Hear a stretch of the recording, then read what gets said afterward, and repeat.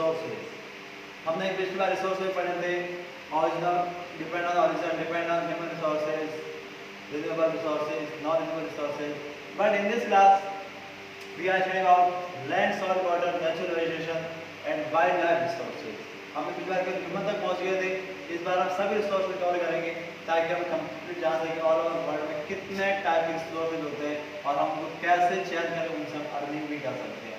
First हम बात करें लैंड रिसोर्सेज, फिर लैंड यूज, लैंड ऑनरशिप, फिर पहले लैंड के बारे में बात किया, फिर हम सॉइल तक पहुंचे। यानी इस बार के दो तो करते हैं, फिर आगे पार्ट होंगे तो हम नेक्स्ट वीडियो में सेटअप करेंगे और तब तक आप इनको अच्छे समझ आएंगे ताकि हम नेक्स्ट वीडियो में उनको और भी ज़्यादा कंप्लीटली अंडरस्टैंड कर सकें। ठीक है, फर्स्ट बात करते हैं लैंड रिसोर्सेज। अब लैंड के बारे में बेसिक सबको पता है कि हम जिस जगह खड़े होते हैं, जिस जगह पर हमारा घर वगैरह बना होता है, वो क्या कहलाती है, लैंड कहलाती है। लैंड अलग अलग टाइप की हो सकती है, किसी जगह लैंड पे अप एंड डाउन भी हो सकती है, कुछ ज़्यादा काफ़ी ड्राई भी हो सकती है लाइक दैट डेजर्ट हो सकता है, कुछ जगह स्टोन भी हो सकती है like that peninsula plateau of India है। तो ये सब डिफरेंट टाइप्स की लैंड कहलाती है। First, land is important resource for human and living organism. यानी लिविंग सबके लिए इम्पोर्टेंस है, लिविंग ऑर्गेनिज्म हो या नॉन लिविंग हो। नॉन लिविंग भी है उनके लिए भी इम्पोर्टेंस हुई क्योंकि नॉन लिविंग विदाउट बेस रहेंगे ना। तो ये बात आती है, तो लैंड सबके लिए, ह्यूमन के लिए भी सर्वाइव करने के लिए, लिविंग ऑर्गेनिज्म के लिए भी सर्वाइव। उससे बात आती है कि हम अर्थ को सेटअप करें, तो उसमें हमने पढ़ा है 70% वाटर एंड 30% लैंड सरफेस, ये हमने पढ़ा है। तो 30% टोटल एरिया ऑफ अर्थ, तो उसमें 70% क्या कर दिया, वाटर है, उसमें हम जा नहीं सकते, घर बना नहीं सकते, घर बन जाएगा तो शॉर्ट टाइम पर बनेगा, लॉन्ग टाइम उसमें रह नहीं पाएंगे, इसलिए वापस आना पड़ेगा, लैंड पर ही जाना पड़ेगा। इसीलिए तो ये लैंड सरफेस एरिया हमारे लिए इम्पोर्टेंस 30% है। फिर आता है land use, cultivation and grazing. अभी तो मैं 2 पॉइंट लिखे, इससे भी ज़्यादा लैंड आते हैं कहाँ पर, हम अपने घर कहाँ बनाते हैं, लैंड पर ही बनाते हैं ऑफिशियली। जितने जितने बड़ी बड़ी फैक्ट्रीज इंडस्ट्रीज है वो भी हम कहाँ बनाते हैं, ऑफिशियली लैंड पर ही बनाते हैं। यानी बहुत सारी चीज़ें हैं जो हम विदाउट लैंड एज्यूम नहीं कर सकते, क्योंकि हम अगर बेस में नहीं रहेंगे तो हम जाएंगे कहाँ पर। इसलिए मेन क्या आती है, लैंड यूज। ठीक है, तो कल्टीवेशन क्रॉपिंग के लिए, ग्रेजिंग जो एनिमल्स है ग्रेजिंग करते हैं तो उनके लिए आती है। फिर आता है forest and plant, plateau and mountain, ये सब लैंड के यूजेस है जो हम अलग अलग लैंड पे सर्फेस देखते हैं, माउंटेन है कहीं पर, डेजर्ट है कहीं पर, स्पेशली टाइप से मिनरल्स है, डिफरेंट टाइप के सॉइल है, हम बेसिकली सब लैंड के बारे में हमें चीजें जानते हैं। ठीक है,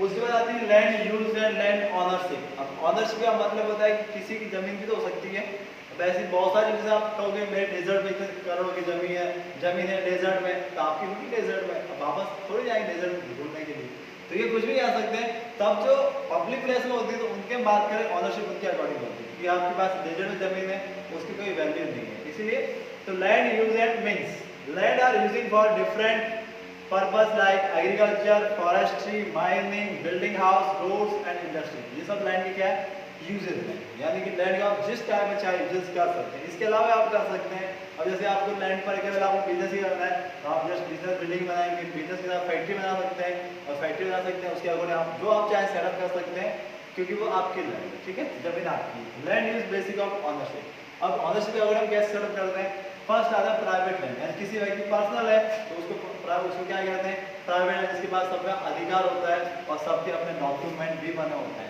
सबने देखा होगा कि ये मेरे नाम की जमीन है, मेरे पापा जी के नाम की, मेरे ग्रैंड पेरेंट्स के नाम की है, ये मेरे पुश्तनी जमीन है जो करोड़ की है। तो ये सब किसके नाम है, पर्सनल। उसे आप कभी नहीं कहोगे कि मैं इसे चैरिटी में देता हूँ, कभी नहीं कहेंगे क्योंकि आपने पैसे दे, आपकी पुरानी जमीन है और आज उसकी वैल्यू बहुत ज़्यादा है, आप उसे बेचना तो कभी नहीं बेचना चाह सकते किंतु डोनेट करना कभी नहीं चाहे। सो दैट वो किसके आती है, पर्सनल यूज की। फिर आती है कम्युनिटी लैंड। कम्युनिटी मतलब होता है jointly common use like fodder, fruit and other collection of crop. यानी जिसके पास कम्युनिटी मतलब कुछ 5 से 10, 15, 20 जितने भी लेबर वर्क काम करते हैं उनको उसे जॉब्स मिलती है, तो वो सब क्या कहलाती है, कम्युनिटी लैंड कहलाती है। यानी वहाँ पर एज लाइक फार्मिंग कह सकते हो, बड़े बड़े फार्म कह सकते हो या बड़े बड़े फील्ड कह सकते हो जहाँ पर एग्रीकल्चर की जाती है, उसको हम क्या कह सकते हैं, कम्युनिटी लैंड कह सकते हैं। और फिर आती है land limited and demand are, और कुछ लैंड आती है जैसे बैरन लैंड है जो किसी काम के लिए लाइक द डेजर्ट है। अब आप अगर अपने घर बनाना भी चाहेगा तो डेजर्ट से कवर हो जाएगा, आंधी से भर जाएगा, तो वहाँ पर लेने तो नहीं जाएगा। सो दैट ऐसे बहुत सारे लैंड है जो कि अनयूज आती है, जैसे लाइक द ओशन, जो ओशन के आसपास की जो कोस्टल रीजन है वो केवल एज ए पिकनिक प्लेस हो सकती है, बट किसी के मालिक का नाम वहाँ पर नहीं हो सकता। ऐसे बहुत सारी लैंड है जो हम डिफरेंट टाइप में हम क्या करते हैं उसे यूटिलाइज करते हैं। ये तो केवल 2-3 पार्ट है, बट ऑनेस्ट अकॉर्डिंग और भी ज़्यादा चीज़ें हो सकती है, गवर्नमेंट की हो सकती है, किसी टाइप की। बट अब जैसे जैसे पब्लिक पॉपुलेशन ग्रोथ हो रही है, वो लैंड उनके लिए लैंड क्या होती जा रही है। जैसे फॉर एग्जाम्पल हम एक पर्टिकुलर जोन की बात करें जिसमें एक ग्रैंड पेरेंट्स रहते थे, उनके 4 सन हुए, तो इतना बड़ा खेत मानते हैं हम सपोज भी, उनके 4 सन हो गए। अब उन्होंने क्या किया, जो पिताजी जमीन थी उसको उन्होंने 4 पार्ट कर दिए। तो पहले एक अकेले वाइज चलाते थे, अब उसके कितने पार्ट हो गए 4, यानी कि 100 थी, तो ये कितना हो गए 25 हो गए। यानी कि जमीन क्या हुई, कम हुई या प्लस हुई, कम हुई, रिड्यूस हुई। अब वापस करो, सपोज करो इनके भी अगर 2-2 हो जाए तो उसके भी क्या हो जाएंगे, 2 पार्ट हो जाएंगे, तब फिर कितना हो जाएंगे 12 हाफ। ये जो जमीन धीरे धीरे क्या होती जा रही है, पॉपुलेशन इंक्रीमेंट हो रहा है, तो लैंड क्या हो रही है, लैंड की डिमांड भी क्या हो रही है, बढ़ रही है। अब इतनी लैंड हमारे पास है नहीं, तो हम क्या करते हैं, जंगल में जाते हैं। अब जंगल में होते बहुत सारे जंगल, इसमें क्या करना है, हम क्या जंगलों को चला देते हैं। इसका बड़ा एग्जाम्पल हमें देखने को मिला है कैलिफोर्निया, ऑस्ट्रेलिया, अमेरिका, जहाँ पर बड़े बड़े जंगल है, उन सबको एक तो फायर नेचुरली होती है और एक फायर बनाई जाती है आर्टिफिशियल है। जैसे फॉर एग्जांपल मुझे जंगल खत्म करना है, मैं वहाँ क्या करूँगा, माचिस लेके कुछ नेस्ट कर दूंगा या एक्सप्लोसिव फेंक दूंगा वहाँ पर। तो जंगल है, सूखी लकड़ियाँ होती है, बर्निंग शुरू हो गई, जब एक बार बर्निंग शुरू हो गई तो पूरा जंगल जलने में नुकसान टाइम नहीं लगता। तो ये चीज़ें कुछ लोग ऐसे साइकोलॉजिक होते हैं जो जंगल को अपनी जमीन मान लेते हैं, कहते हैं जमीन मेरी है, इसमें मैं जो चाहूँ कर सकता हूँ। वैसे लोग होते हैं जो बड़े बड़े जंगल, इन दिस ईयर में आप देखा होगा ऑस्ट्रेलिया में बहुत बड़ी आग लगी थी, जिसमें बहुत सारे एनिमल्स, लगभग 1 बिलियन तक एनिमल क्या हो गए थे, जलकर नष्ट हो चुके थे। बहुत सारा क्लाइमेट वहाँ से फॉलो कर चुका था और बहुत सारा बायोडाइवर्सिटी है वो भी उससे इफेक्टेड हुई थी। तो हम समझ सकते हैं कि कुछ लोग सेल्फिश के लिए और लैंड लिमिटेड उनकी डिमांड बढ़ाने के लिए क्या कर सकते हैं, बड़े बड़े जंगलों को क्या कर रहे हैं, खत्म कर रहे हैं, जिससे कि हमें रोकना चाहिए। जंगल जमीन पे एडजस्ट किया जा सकता है, क्योंकि जंगल खत्म हो गए तो नेक्स्ट 50 ईयर तक हमें नए जंगल बनाने में काफी टाइम लग जाएगा। ये लैंड को आपको बना के रखना है, लैंड के लिए आप डिवाइड कीजिए, बट बड़े बड़े जंगलों को आपको डिस्ट्रॉय नहीं करना चाहिए। ये लैंड के अकॉर्डिंग आप बात करें। फिर बात कर रहे हैं लैंड यूज इन इंडिया। अब हमारे इंडिया में लैंड कैसे यूज करते हैं और कितनी लैंड हमारे इंडिया में कवर्ड होती है, उसके बाद थोड़ा सा फोकस कर ले।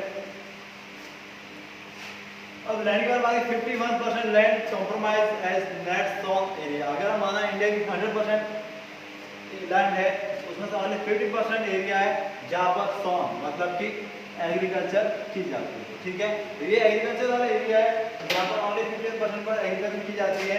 उसमें से फॉरेस्ट एरिया कितना है, only for 20.5, but all over world के अकॉर्डिंग इंडिया की डिमांड कितनी है, 33%। और 33% तभी हो पाएगी जब हम ज़्यादा से ज़्यादा ट्री को ग्रोथ करेंगे। ट्री को हम कट करते जाएंगे तो हम 22 से माइनस होते जाएंगे, प्लस नहीं होंगे। बट हमारे लिए इवेंट बहुत अच्छा है कि हम 1947 जब हम स्टडी में थे तब हमारे पास 80% था रन फॉरेस्ट, और आज 2020 में हमारे पास 20.5 है। ये सपोर्ट का था, पब्लिक ने सपोर्ट किया। पब्लिक में आप सभी लोग आते हैं, हम सभी लोग आते हैं जिन्होंने एग्रीकल्चर एनवायरनमेंट को प्रोटेक्ट किया। जैसे हमारे इंडिया में स्पेशली मिथोलॉजी चलती है, हमें पेड़ पौधों की पूजा करनी चाहिए।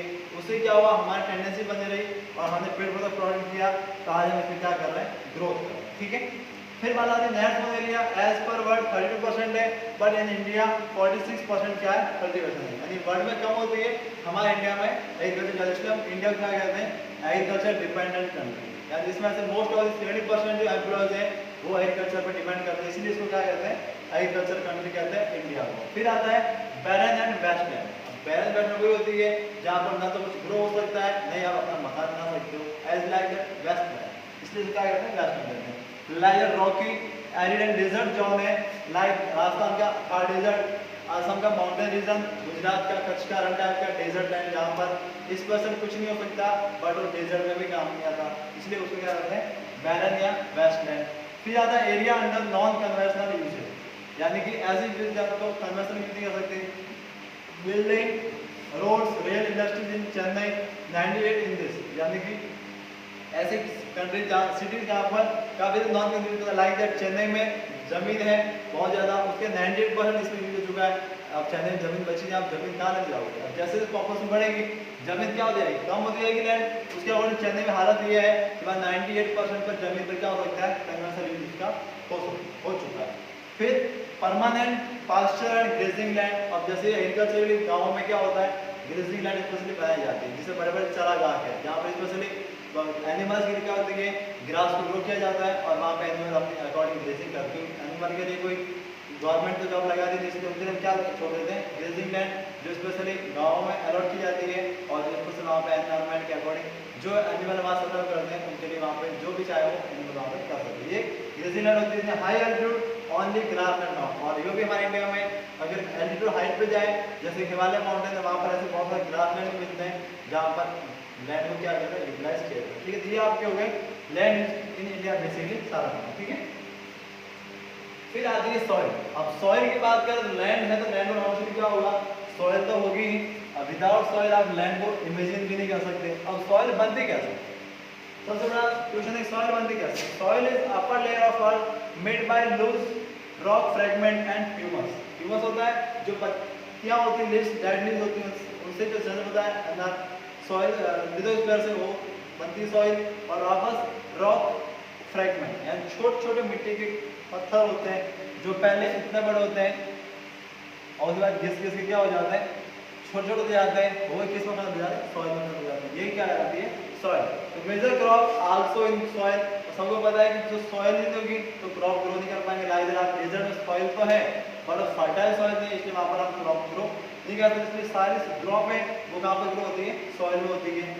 फिर soil also sustain forest which give us firewood, timber, rubber and many other valuable product. यानी सॉइल है तभी हमारे पास डिफरेंट टाइप के बड़े बड़े ट्री है, रबर ट्री है, जलाने के लिए फायरवुड है, वो हमें कौन देती है, देते तो जंगल है, पर जंगल कहाँ पर है, सॉइल पर ही है। क्योंकि सॉइल नहीं होगी तो डेजर्ट ज़्यादा हो जाएगा बट फॉरेस्ट नहीं होगा।